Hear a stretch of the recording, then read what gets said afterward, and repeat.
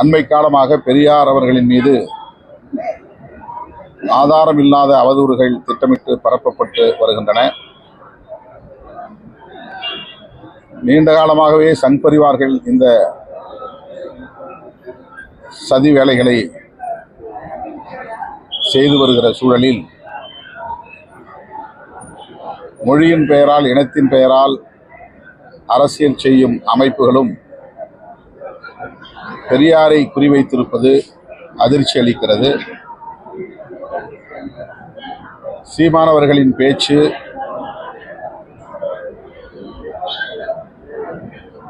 நாகரிகத்தின் எல்லையை மீறியதாக இருக்கிறது,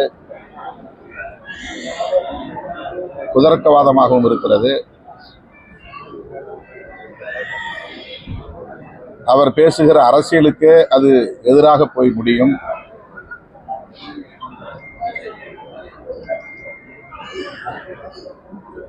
தேசிய அளவிலான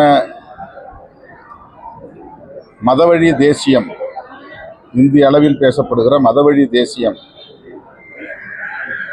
பாரதிய ஜனதா உள்ளிட்ட சங் பரிவார்கள் பேசுகிற மதவழி தேசியம்தான் மொழிவழி தேசியத்தின் முதன்மையான எதிரியாக இருக்க முடியும், தமிழ் தேசியத்தின் உண்மையான எதிரியாக இருக்க முடியும். அதை விடுத்து தமிழுக்காகவும், தமிழர்களுக்காகவும், தமிழ்நாட்டுக்காகவும் தமது இறுதி மூச்சு வரையில் தீவிரமாக களப்பணி ஆற்றிய தமிழ்நாட்டு மக்களின் பெருமதிப்புக்குரிய சமூக நீதியின் தேசிய அடையாளமாக இருக்கிற தந்தை பெரியார் அவர்களை கொச்சைப்படுத்துவது ஏற்புடையதல்ல. இந்த போக்கை அவர் கைவிட வேண்டும் என்று வலியுறுத்துகிறோம்.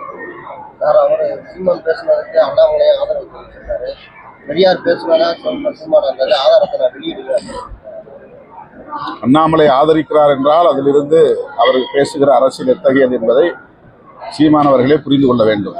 அண்ணாமலை ஆதரிப்பார், அண்ணாமலையை சார்ந்த சங் பரிவார்கள் ஆதரிப்பார்கள். அந்த அரசியலைத்தான் இவர் பேசுகிறாரா என்பதை இவரே சுய விமர்சனம் செய்து கொள்ள வேண்டும்.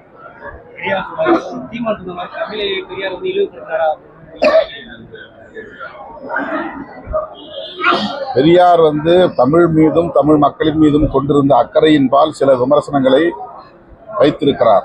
அதில் புதுமை இல்லை, அறிவியல் சொற்கள் உள்வாங்கப்பட வேண்டும், இன்னும் தொன்மை காலத்து சொற்களே இருக்கின்றன என்று தமிழின் தொன்மையை குறிப்பதற்காக, காட்டுமிராண்டி காலத்திலிருந்து தமிழ் பேசப்படுகிறது என்கிற தொன்மையை பேசுவதற்காக, அதுதான் அறிவியல் பூர்வமான பார்வை, தொன்மையை பேசுவதற்காக பெரியார் அதை குறிப்பிட்டிருக்கிறார். அது காலத்திற்கு ஏற்ப, நவீன அறிவியல் வளர்ச்சிக்கு ஏற்ப, தொழில்நுட்ப வளர்ச்சிக்கு ஏற்ப புதிய புதிய சொற்களை உள்வாங்கிக் கொண்டு வளர்ச்சி பெற வேண்டும், வலுப்பெற வேண்டும் என்கிற அந்த எதிர்பார்ப்பில் அவர் சொன்னதை தவறாக திரித்து பேசுகிறார்கள். பெரியாருடைய தியாகத்தை கொச்சைப்படுத்துகிறார்கள். இது ஏற்புடையதல்ல. டங்ஸ்டன் சுரங்கத்தை எதிர்த்து அனைத்து அரசியல் கட்சிகளும் இந்திய ஒன்றிய அரசுக்கு அந்த திட்டத்தை கைவிட வேண்டும் என கோரிக்கை விடுத்துள்ளன. அந்த பகுதியை சார்ந்த பொதுமக்கள் தொடர் போராட்டத்தில் ஈடுபட்டு வருகின்றனர். இன்றைக்கு விடுதலை சிறுத்தைகள் கட்சியின் சார்பில் மாபெரும் கண்டன போராட்டம், ஆர்ப்பாட்டம் நடைபெற உள்ளது. இது தொடர்பாக இந்திய ஒன்றிய அமைச்சர் கிஷன் ரெட்டி அவர்களை விடுதலை சிறுத்தைகள் கட்சியின் சார்பிலே நேரில் சந்தித்து இந்த திட்டத்தை கைவிட வேண்டும் என்று கோரிக்கை மனு ஒன்றை அளித்திருக்கிறோம். மீண்டும் இந்திய ஒன்றிய அரசுக்கு வேண்டுகோள் விடுக்கிறோம். அந்த திட்டத்தை முற்றாக கைவிட வேண்டும் என்று வலியுறுத்துகிறோம்.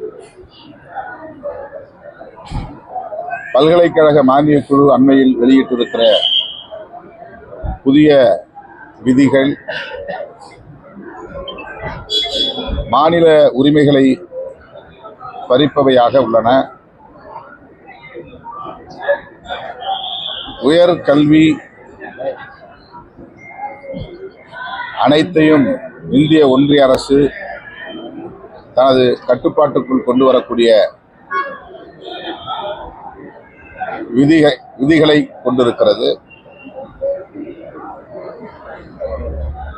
துணைவேந்தர் நியமனம், பேராசிரியர்கள் நியமனம்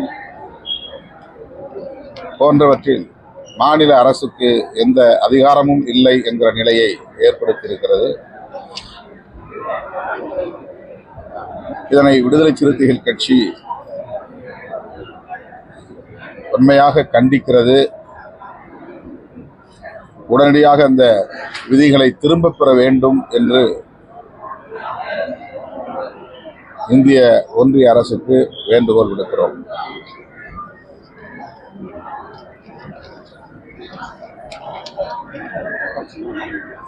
மேலும்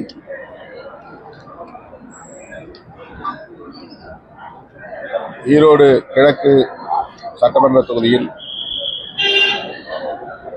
நடைபெறவுள்ள இடைத்தேர்தலில் திராவிட முன்னேற்றக் கழகத்தின் தலைமையிலான கூட்டணி வெற்றி பெறும். அதற்கு விடுதலை சிறுத்தைகள் கட்சி தீவிரமாக தேர்தல் பணி ஆற்றும் என்பதையும் தெரிவித்துக் கொள்கிறேன்.